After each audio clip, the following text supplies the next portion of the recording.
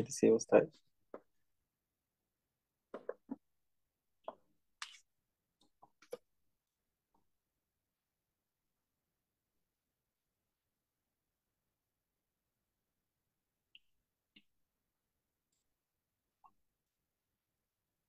এটা কি দিল?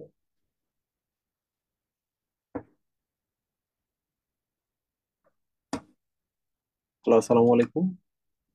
তোমরা কি আমার কথা শুনতে পাচ্ছ? শুনতে পারলে তোমরা একটু আমাকে জানাও। আমরা লাইভে চলে আসছি। সেল ডিভিশনের যে ইস্যুগুলো রয়েছে আমরা ইস্যুগুলো সলভ করব। আচ্ছা, মাইক্রোফোন আমরা মনে অফ করি নাই। Sorry.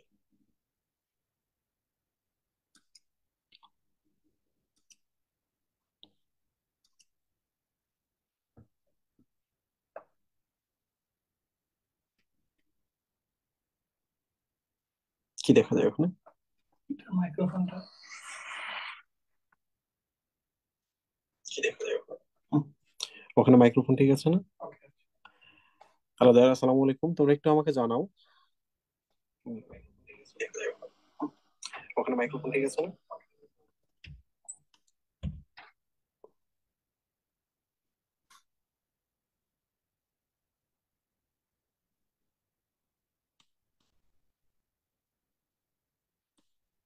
ওকে, সব ঠিকঠাক আছে।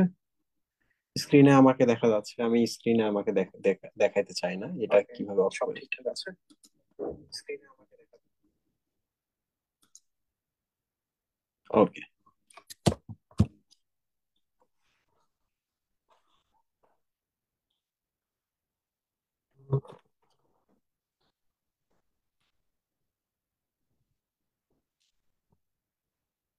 একটু জোরে বলেন। এখন শোনা যাচ্ছে কিনা একটু সবাই বলো ক্লিয়ার, দেন আমি শুরু করছি। আজকে আমি ফার্স্ট টাইম ট্যাব থেকে যাচ্ছি, সো আমি বুঝতে পারছি না। জি ভাইয়া, অল ক্লিয়ার, ওকে। আচ্ছা, তোমরা যে প্রশ্নগুলো করেছো আমি দেখেছি। তো প্রশ্নগুলো পাওয়ার পর আমার মনে হয়েছে তোমরা কিছু দারুণ দারুণ প্রশ্ন করেছো। একটা জিনিস মনে রাখবা, এবারকার আমাদের প্র্যাকটিস শিট বলতে আমাদের কোশ্চেন বাংলাদেশের বেস্ট কোশ্চেন। বেস্ট, হয় বেস্ট আমরা তোমাদের দেখাচ্ছি। আমরা তোমাদের আটকাবো, আমরা তোমাদের আবার হচ্ছে আটকানোর পর শেখাবো। তো এবং তোমরা নিজেরা শিখবা এবং বেস্ট সলভ করবে ইনশাল্লাহ। দেখো, 1 নাম্বার প্রশ্ন, এই প্রশ্নটা একজন জিজ্ঞেস করেছিল, ইন্টারফেস অবস্থায় কোষের নিউক্লিয়াসকে কি বলে? এটা একটা প্রশ্ন, ওকে। ইন্টারফেস অবস্থায় কোষের নিউক্লিয়াসকে কি বলে বলো তো? কি নিউক্লিয়াস বলে? এটাকে বলা হয় বিপাকীয়, আচ্ছা, মেটাবলিক নিউক্লিয়াস, রাইট? দেখো, মেটাবলিজম এর বাংলা হলো বিপাক, ওকে। আর মেটাবলিক এর বাংলা হচ্ছে বিপাকীয়। তাহলে বলো তো, এখানে প্রশ্নটা একটু দেখো তো, কোষের নিউক্লিয়াসকে তাহলে মেটাবলিক নিউক্লিয়াস বলা যায়, এটা সত্য। তো একজন জিজ্ঞেস করছে কেন এটা না, এখানে খেয়াল করে দেখছো এখানে নিউক্লিয় লাস লেখা আছে। Why not nucleus? কারণ নিউক্লিয়াস মানে পুরোটাই। তুমি একটুকে তো আর বলতে পারো না, কারণ এখানেও বিক্রিয়া চলে, এখানেও চলে, এখানেও চলে, নিউক্লিয় লাসেও চলে। তোমরা কি জিনিসটা খেয়াল করেছো? ওকে। সো এইটা কিন্তু নিউক্লিয় লাস লেখা আছে, খুব সাবধান, তাহলে এটা কিন্তু না। তাহলে পরীক্ষার হলে এই ধরনের প্রশ্ন আসলে কিন্তু কনফিউজ হওয়া যাবে না। একটু পড়ে দেখো বানান কি আছে, একটু দেখো। ওকে, তাহলে আমরা আসি পরের প্রশ্নে। এই যে এই প্রশ্নটা নিয়ে কিন্তু খুব ক্যাচাল হচ্ছে। একটু বলে রাখি, 2021 সালে বিএই সর্বপ্রথম ম্যাথ হচ্ছে বাংলাদেশে আমরা করি, মানে বায়োলজিতে যে ম্যাথ আছে এই জিনিসগুলো আমরা তখন স্টুডেন্টদের দেওয়া শুরু করি। তো দারুণ ব্যাপার হচ্ছে, গত বছর ভার্সিটিতে ম্যাথ দিছে এবং এই বছর হচ্ছে এনডিসি প্লাস চিটাগং কলেজে ম্যাথ দিছে সেল ডিভিশনের। তাহলে 2021 সালে যেটা, সেটার ইফেক্ট কিন্তু ভার্সিটিতে পড়ছে, দেন কলেজগুলোতে পড়তেছে, এবং সামনে ডেফিনেটলি মেডিকেল এডমিশন টেস্টে পড়তে পারে। তো এই ধরনের ইস্যুগুলো আমি সলভ করে দিচ্ছি, তোমরা এটা নিয়ে একদমই চিন্তা করো না। দেখো, কত ভাইয়া এইটা তো বইয়েই আছে। কোনটা বইয়ে আছে? আচ্ছা, তুমি যেটা বইয়ে আছে কথা বলছো ওটা আগের প্রশ্ন ছিল। ওকে।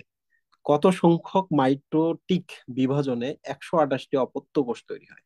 তো তোমরা একটু বোঝার চেষ্টা করো, আমি ছোট করে বলবো, এটা নিয়ে আমি অনেক কথা বলছি, অনেক ভিডিও বানাইছি। ওকে। দেখো, এটা একটা সেল। এই সেল থেকে যদি মাইটোসিস হয়, বলো তো কয়টা কোষ উৎপন্ন হবে? দুইটা কোষ উৎপন্ন হবে না? তাহলে বলো তো এখানে মাইটোসিস কয়টা হলো? মাইটোসিস একটা, right?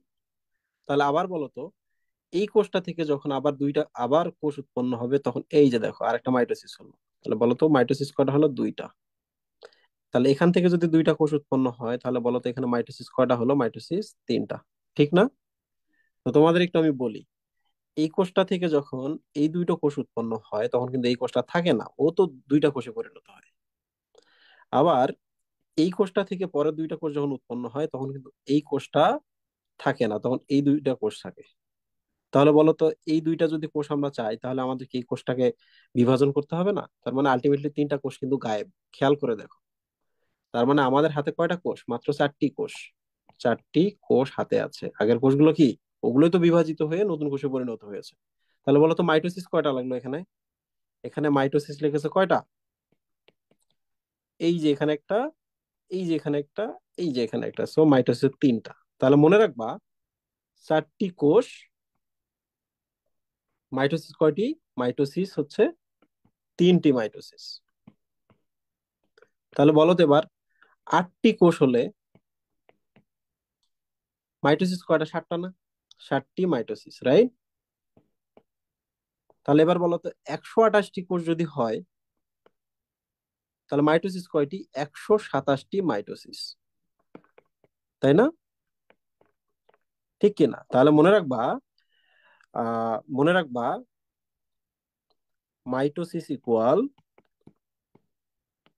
Mitosis equal cell number, cell number -1, -1। তাহলে বলো তো মাইটোসিস ইকুয়াল সেল নাম্বার -1। তাহলে সব সময় কি মাইটোসিস একটা কম হবে, রাইট? তাহলে এই জিনিসটা ভুল করা যাবে না। অনেকে কিন্তু ভাবে 2 টু দি পাওয়ার n এই সূত্রটা দিয়ে করে। সো মনে রাখবা, এই সূত্র দিয়ে করবা তো ধরা খাবা। এই সূত্র দিয়ে অবশ্যই অবশ্যই এই কাজ করা যাবে না। কারণ দেখো, মেডিকেল এডমিশন টেস্টে যদি আসে এইটা, তাইলে মনে রাখবা এটা কিন্তু এখান থেকে আসছে। ব্যাপারটা এমন না যে আমরা এগুলো জন্ম দিয়েছি। আমি একদিন একটা ইন্ডিয়ান কোশ্চেনে, নিটের কোশ্চেনের মধ্যে কিন্তু এইটা পাইছিলাম। দেন আমরা এটা পাবলিশ করি। তো ধীরে ধীরে ধীরে ধীরে দেখো এখন এগুলো বিভিন্ন ভার্সিটি ভার্সিটিতে আসতেছে এবং একাডেমিকেও আসতেছে। তাহলে এই প্রশ্নগুলো তোমরা কখনোই কি করবা না, কখনোই মিস করবা না। এই প্রশ্নগুলো উত্তর অবশ্যই করে যাবা। তাহলে এখানে আমি একটা প্রশ্ন দিচ্ছি, আমি আজকে ক্লাস শেষে এটা পড়াবো, যে একটি কোষ হতে, একটি কোষ হতে 8টি কোষ তৈরিতে, দাঁড়াও, একটি 2n কোষ হতে, কি কোষ? 2n কোষ হতে 8টি n কোষ তৈরিতে কয়টি মিওসিস লাগে? এটা আমি পড়াবো তোমাদের, হ্যাঁ, যেহেতু আসে এই ধরনের প্রশ্ন, মেডিকেলে এখনো আসে নাই। তো এটা আমি পড়াবো, এটা আমি শেষে পড়াবো, এখন না। ঠিক আছে, মনে রাখবা। এবং তোমরা যারা আছো লাইভে, তারা একটু ট্রাই করতে পারো কিনা, একটি কোষ হতে 8টি, একটি ডিপ্লয়েড কোষ হতে 8টি হ্যাপ্লয়েড কোষ তৈরিতে কয়টি মিওসিস লাগে? তোমরা একটু ট্রাই করো।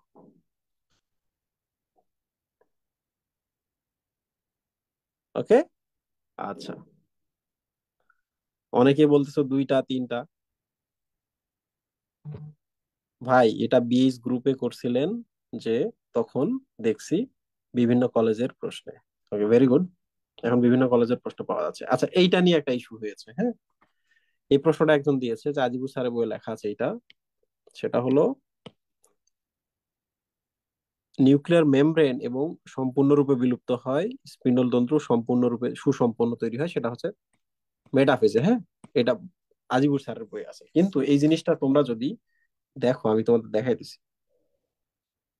তোমরা যদি আবুল হাসান স্যারের বইয়ে যাও, তোমরা একটু দেখো আবুল হাসান স্যারের বই এটা, হ্যাঁ। আবুল হাসান স্যারের বইয়ে আসো।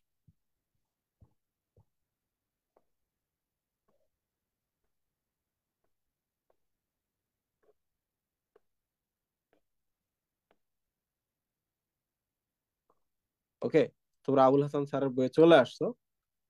তোমরা একটু খেয়াল করো তো, এই লাইনটাতে কি বলছে?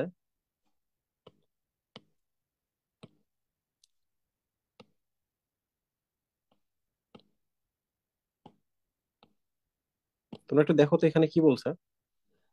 আহ নিউক্লিয়ার এনভেলপ নিউক্লিওলাস সম্পূর্ণ বিলুপ্ত থাকে বলছে না? তার মানে এটা কি আগেই আগেই এটা বিলুপ্ত হয়ে গেছে না? তাহলে এইটা অবশ্যই অবশ্যই আবুল হাসান স্যারের বই থেকে সলভ করবে। সেটা হলো সম্পূর্ণভাবে তৈরি হচ্ছে প্রোমেটাফেজে। কোথায়? প্রোমেটাফেজে সব শেষ হয়ে যায়। তো আশা করছি তোমাদের এইটা নিয়ে আর কোনো ইস্যু হবে না। তাহলে এইটা হচ্ছে আবুল হাসান স্যারের বই।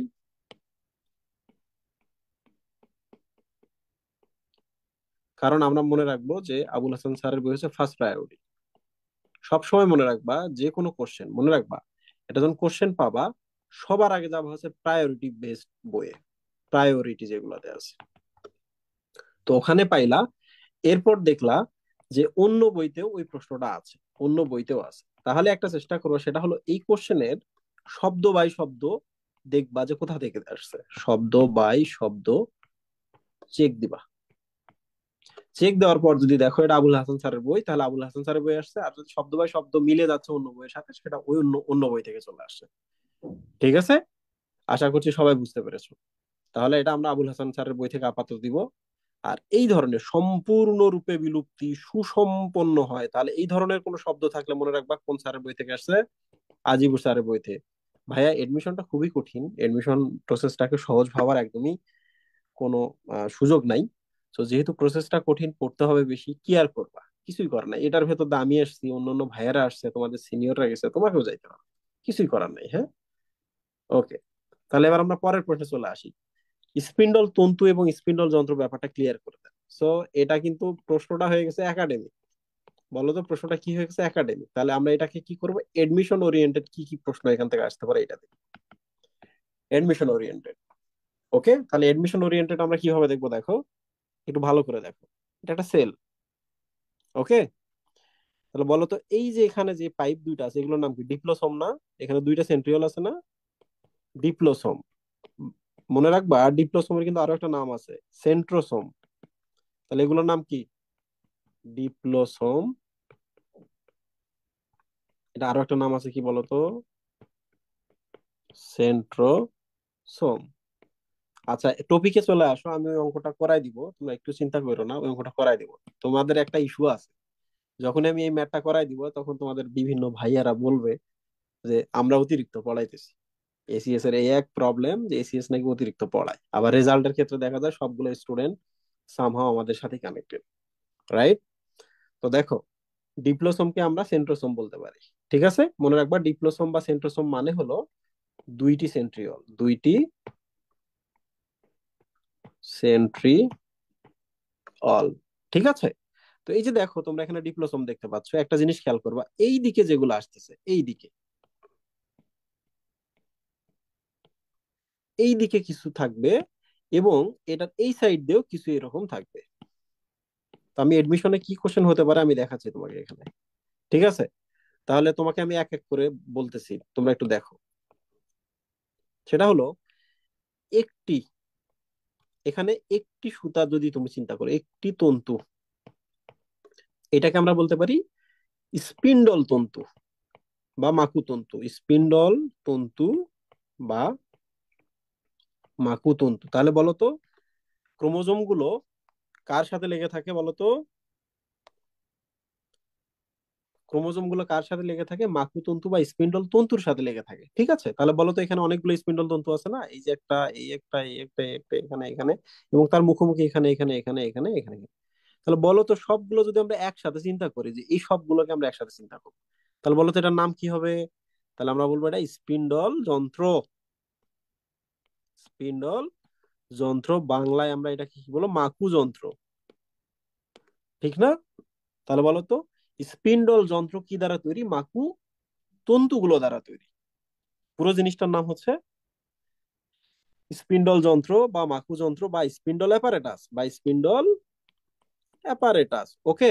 এখন প্রিয় স্টুডেন্ট, বলো তো এই যে এই সাইডে যে তন্তুগুলো দেখতে পাচ্ছ এগুলো কি বলো তো? এই তন্তুগুলোর নাম কি? এই তন্তুগুলোর নাম হচ্ছে অ্যাস্টার রে। অ্যাস্টার রে, বা এটার নাম হচ্ছে অ্যাস্টার রশ্মি। তোমরা নাম শুনছো না? বইয়ে আছে না? অ্যাস্টার রশ্মি।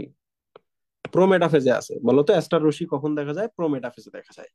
আচ্ছা প্রিয় স্টুডেন্ট, এখন বলো তো কেন এটাকে অ্যাস্টার বলে? তোমরা কি জানো অ্যাস্টার মানে হলো স্টার? স্টার মানে কি বলো তো? স্টার বা তারা। তো তোমরা দেখো না, কোনো একটা জায়গায় যদি এরকম তারা থাকে, তারা চারদিকে কি এরকম থাকে না, আলোক রশ্মি? তাহলে এইটা হলো স্টার, আর এগুলো হচ্ছে স্টারের রে। এগুলো কি স্টারের রে।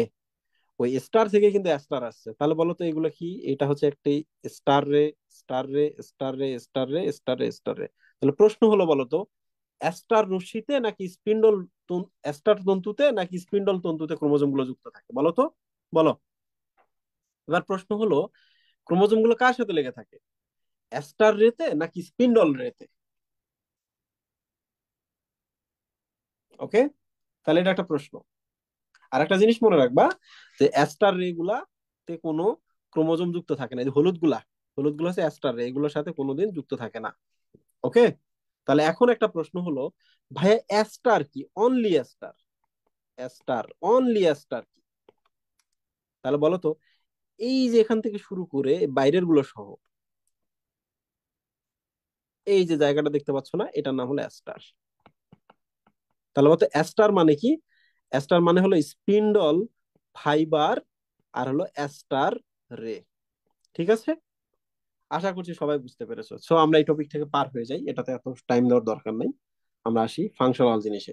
হিস্টোন প্রোটিন কোথায় তৈরি হয়? আজিবুস স্যারের বইয়ে দেওয়া আছে এস দশা, তার মানে এটা এস দশা। ওকে, বইয়ে দেওয়া আছে এস দশা, তার মানে এস দশা, এই জিনিসটা মনে রাখবা, বইয়ে দেওয়া আছে। ডান। আচ্ছা, এরপরের প্রশ্নে চলে আসি। এই প্রশ্নটার উত্তর দাও তো। আবৃত বীজি উদ্ভিদে, আবৃত বীজি বলতো কোনগুলা? এই যে আমাদের বইয়ে যে গুলো আলোচনা করে, ধরো যে আম গাছ, আম গাছ। উদ্ভিদের ক্ষেত্রে ডিপ্লয়েড স্ত্রী রেণু মাতৃকোষ, তাহলে বলতো ডিপ্লয়েড স্ত্রী রেণু মাতৃকোষ এটা না? এটা কি না? এখন বলতো মায়োসিস প্রক্রিয়া যদি হয়, এক দুই তিন চার, এই যে একটা দুইটা তিনটা চারটা, এগুলো এন হবে না?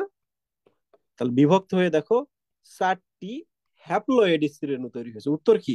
চারটি। এটা প্রমাণ কি আমি একটু দেখাই তোমাদের বইয়ে, কিন্তু এই যে দেখো এখানে তোমাদের বইয়ে আছে, সেটা হলো স্ত্রী রেণু মাতৃকোষ এখানে দেওয়া আছে, দেখো ডিপ্লয়েড, সেখান থেকে মায়োসিস প্রক্রিয়ায় চারটি স্ত্রী রেণু কোষ উৎপন্ন হয়েছে, দেখছো? তাহলে এটা কোথায় আছে বলো তো? এটা প্রজনন তন্ত্র, এটা প্রজননে আছে, উদ্ভিদ প্রজনন, উদ্ভিদ প্রজনন। ঠিক আছে, তবে এখানে ব্যাপার আছে, প্রশ্নটা যদি একটু উল্টা করে বলো তো কর্মক্ষম ক্ষম স্ত্রী রেণু কয়টা? বলো তো, বলো তো কর্মক্ষম স্ত্রী রেণু কয়টা?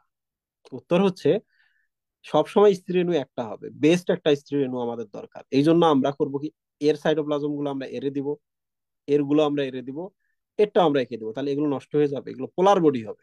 বুঝতে পারছো? পোলার বডি সমস্ত সাইটোপ্লাজম একটাতে চলে আসবে। তাহলে কর্মক্ষম স্ত্রী রেণু কয়টা? একটি। ওকে, আশা করছি তোমরা এই জায়গার প্রশ্ন যদি কখনো আসে তোমরা বুঝে ফেলছো। ঠিক আছে, তাহলে আমরা এটাও সলভ করলাম। এখন আমরা চলে যাই পরের টপিকে।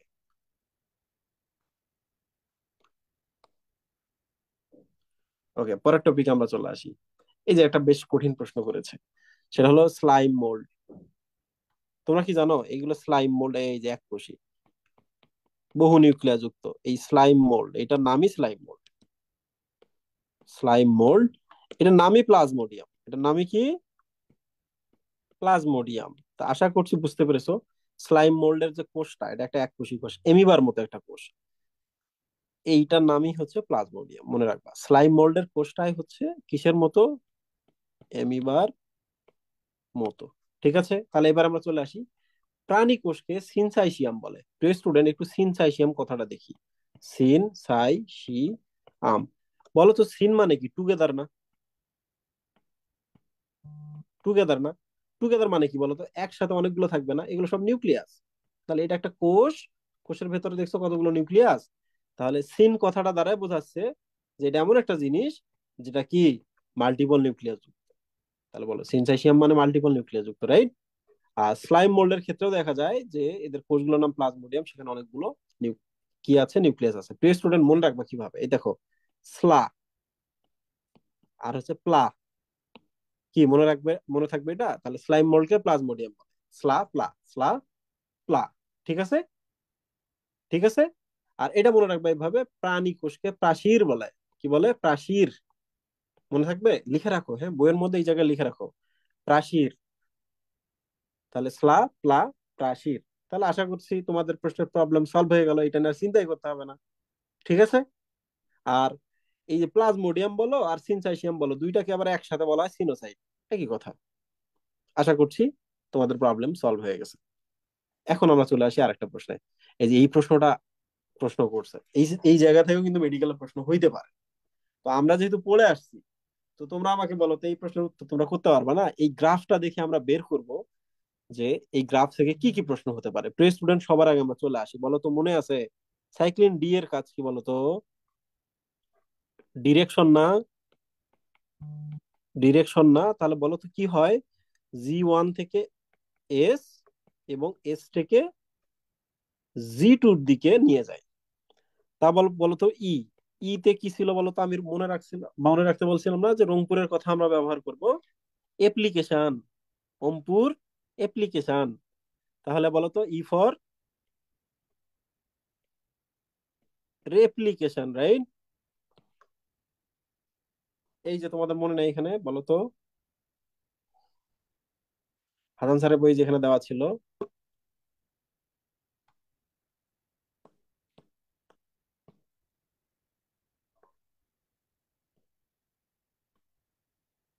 কোথায় গেল?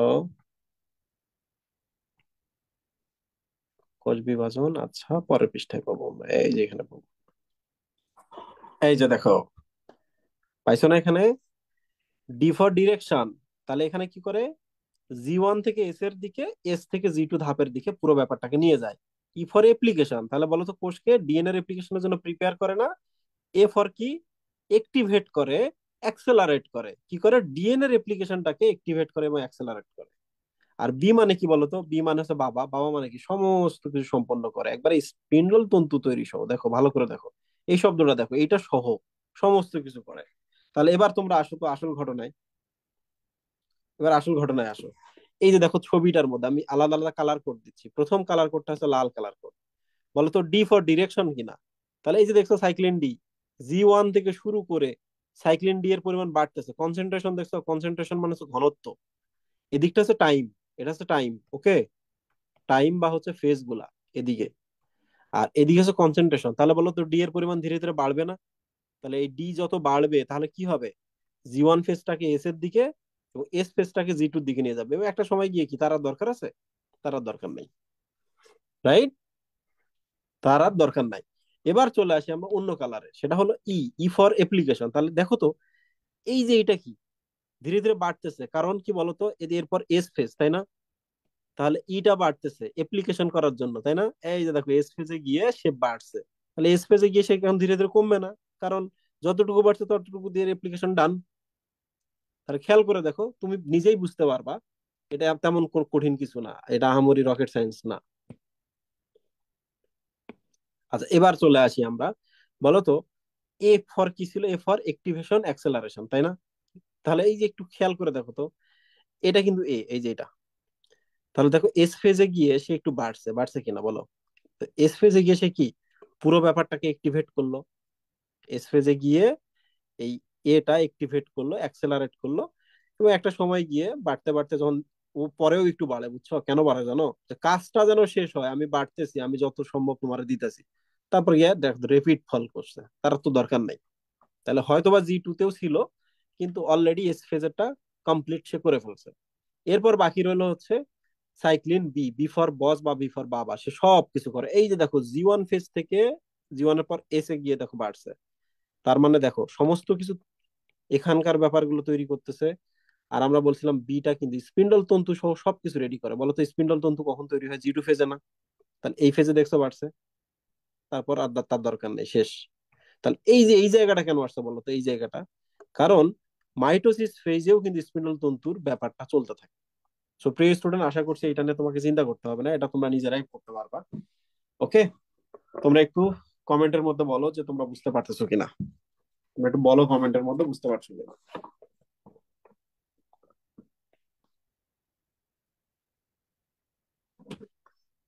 আরেকজন আমাকে এই প্রশ্নগুলো পাঠিয়েছিল। তো ও জিজ্ঞেস করেছিল ভাই 3 নম্বর প্রশ্নটার ব্যাপারে একটু কথা বলেন।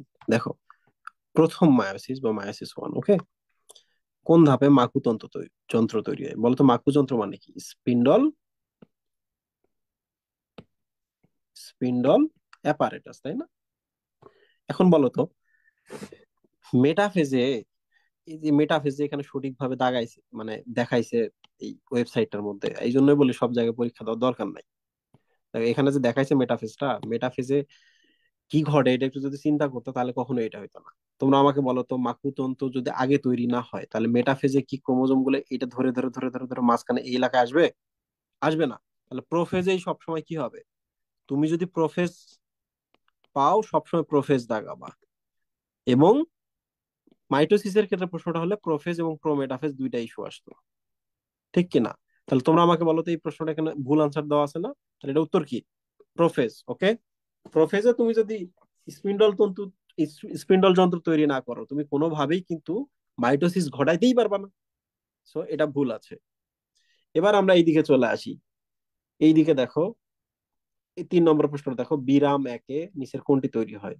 এই যে দেখো, এখানে আবার এলোমেলো করে দিয়েছে, সাফল করেছে। এই প্রশ্নটা কি ঘ নম্বর অপশন না বলতো?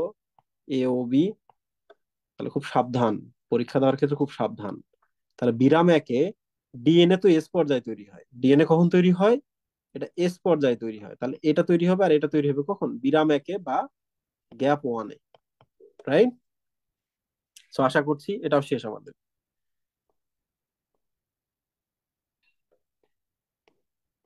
হেরে, প্রশ্ন শেষ? তোমাদের প্রশ্ন শেষ? তাহলে আমাদের আগের প্রশ্নটা কি ছিল বলো তো? তোমাদের প্রশ্ন শেষ, আমাদের আগের প্রশ্নটা কি ছিল? তোমরা কি এটার উত্তর জানতে চাও?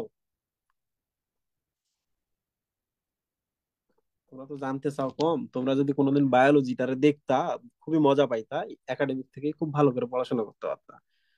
বায়োলজিতে দারুণ দারুণ কিছু ম্যাথ আছে, ম্যাথ গুলো আমরা অ্যাড করে দিলে দেখবা 2 বছর 4 বছর পর ম্যাথ গুলো বিভিন্ন জায়গায় দেওয়া শুরু করছে।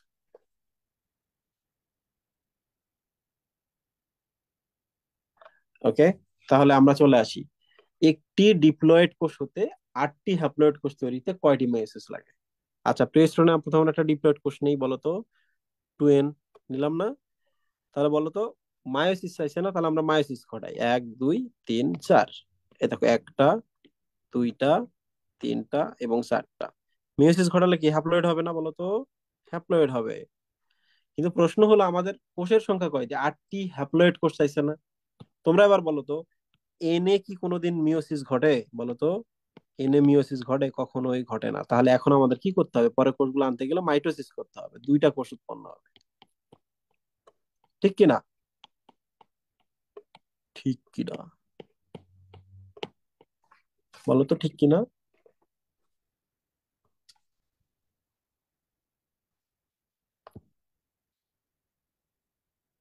পোলা পান্ডা খালি ওয়াশিং ওয়াশিং দেখাচ্ছে, আসতেছে যাচ্ছে। পলিপ্লয়েড নিয়ে আমি একটু পরে কথা বলতেছি। পলিপ্লয়েড নিয়ে আমি একটু কথা কথা বলতেছি, তোমরা একটু খেয়াল করো তো। এটা তাহলে উত্তর কি হবে বলো তো? আমরা এখানে একটু লিখি। প্রশ্ন কিন্তু শেষ হয় নাই এখনো, এখন যাবা না। এটা কিন্তু এখনো শেষ হয় নাই, এই অঙ্কটা এখনো শেষ হয়নি। তাহলে আমরা কি লিখবো? একটি 2n কোষ থেকে 8টি n কোষ তৈরিতে একটি মিওসিস চাইছে, কিন্তু মিওসিস ও একটি মিওসিস ও 4টি মাইটোসিস লাগে, তাই না? 4টি মাইটোসিস, ঠিক কিনা বলো তো? মাইটোসিস লাগে কিনা? 4টা, 4টা মাইটোসিস লাগতেছে। এবার দাঁড়াও, এই অঙ্কটা কিন্তু আরো একভাবে করা যায়। কিভাবে করা যায় আমি তোমাকে দেখাইতেছি, দেখো।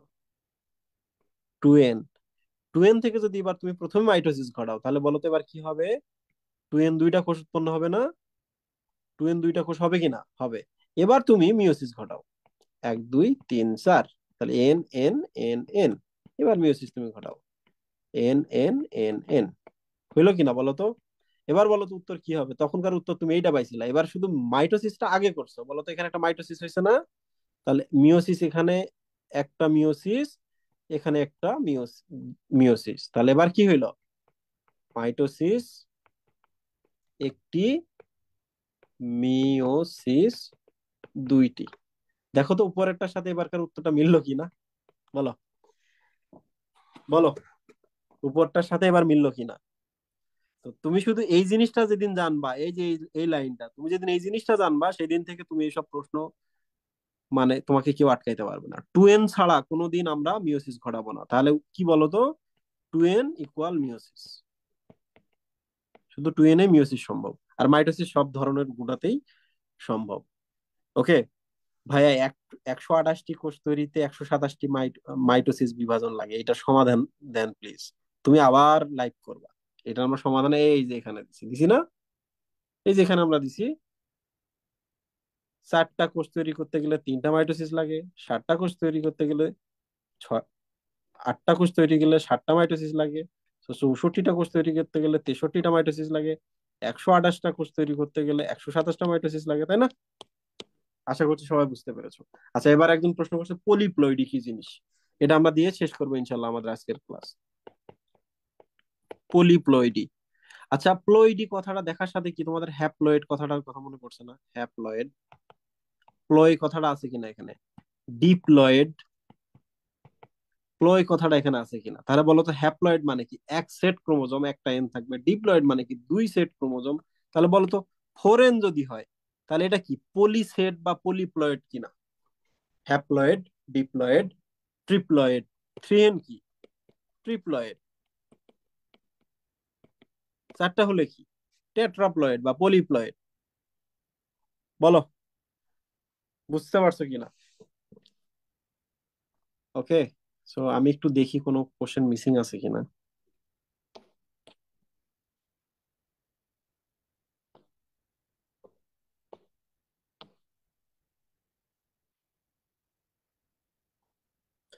আচ্ছা একজন, আচ্ছা মিওসিস বিভাজনের পর প্রতিটি স্পারমাটোগোনিয়াম থেকে কয়টি স্পারমাটিড তৈরি হয়? এটা যথাসময়ে আমরা শিখবো, এটা আজকের টপিক না ভাইয়া। মিউটাজেন, মিউটাজিন আর অনকোজেন। মিউটাজেন কথাটা এটা একটা জিনিস, মিউটাজিন বলে কোনো কথা নাই। হ্যাঁ, বইয়ে যদি থাকে তাহলে আমরা জানাবা মিউটাজেন কথাটা আছে। আর এদিকে অনকোজিন কথাটা আছে, জি এটা জিন, এটা কিন্তু জিন বা ডিএনএ। ঠিক আছে, যারা অলরেডি মিউটেশন হয়ে গেছে এখন অনকো বা ক্যান্সার তৈরি করবে। মিউটাজেন, জেন মানে যারা তৈরি করে, কি তৈরি করে? মিউটেশন ঘটায় বা মিউটেশন তৈরি করে। তাহলে এগুলো কি? ইউভি রে, টার ইত্যাদি ইত্যাদি। তাহলে এইটা দ্বারা বোঝাচ্ছে যারা মিউটেশন ঘটায় বিভিন্ন কেমিক্যাল এবং ইউভি রে। আর অনকোজিন দ্বারা বোঝাচ্ছে এটা একটা জিন যারা অনকো বা টিউমার সৃষ্টি করে। ঠিক আছে, বলো কথা শেষ কিনা? সেট ক্রোমোজোম কি? প্লিজ দয়া করে অপেক্ষা করো, 1 নম্বর চ্যাপ্টারে আমি এগুলো সবই পড়াবো। এই সবগুলো আমি পড়াবো, হ্যাঁ। তোমরা একটু চিন্তা করো না। আচ্ছা, একজন আরেকটা দারুণ প্রশ্ন করছে, এই প্রশ্নটার উত্তর দিয়ে আমি ক্লাস শেষ করি। সেটা হলো স্পোরো ফাইটিক জীবের, এটা কঠিন প্রশ্ন। এই প্রশ্নগুলো সবাই ভুল করে আসো, আর যারা পারে তারা মেডিকেলে টপ করে। জীবের মিওসিস ঘটে কোথায়?